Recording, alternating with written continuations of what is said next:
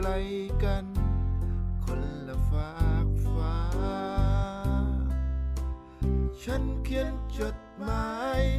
ลงทะเบียนธรรมดาเพื่อยืดเวลาส่งถึงเธอเมื่อฉันได้จากเธอไปแล้วจะเผยทุกเรื่องราวทั้งหมดได้พอดีเนื้อความที่เขียนคือความในที่ฉันมีที่ฉันรู้สึกต่อเธอที่ผ่านมาไม่กล้าบอกเพราะฉันกลัว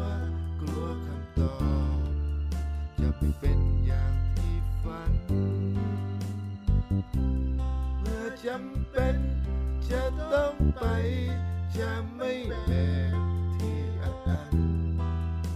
แต่ฉันก็ยังไม่กล้าบอกตอนหน้า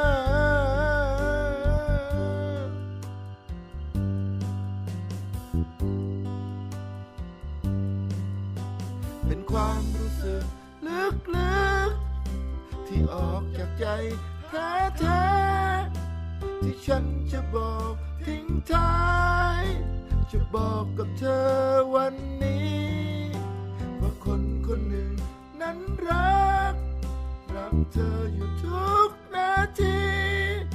ไม่กล้าบอกเธอต้องเจอดีๆจึงต้องบอกเธอทางจดหมาย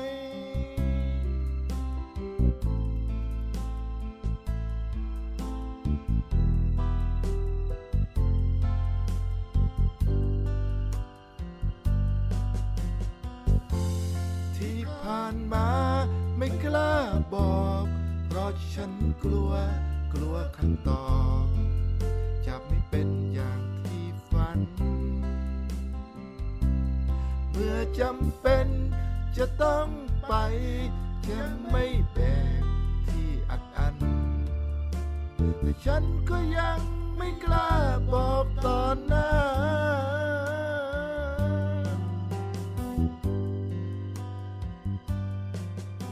เป็นความรู้สึกลึกๆที่ออกจากใจแท้ๆที่ฉันจะบอกทิ้งท้ายจะบอกกับเธอวันนี้ว่าคนคนหนึ่งนั้นรัก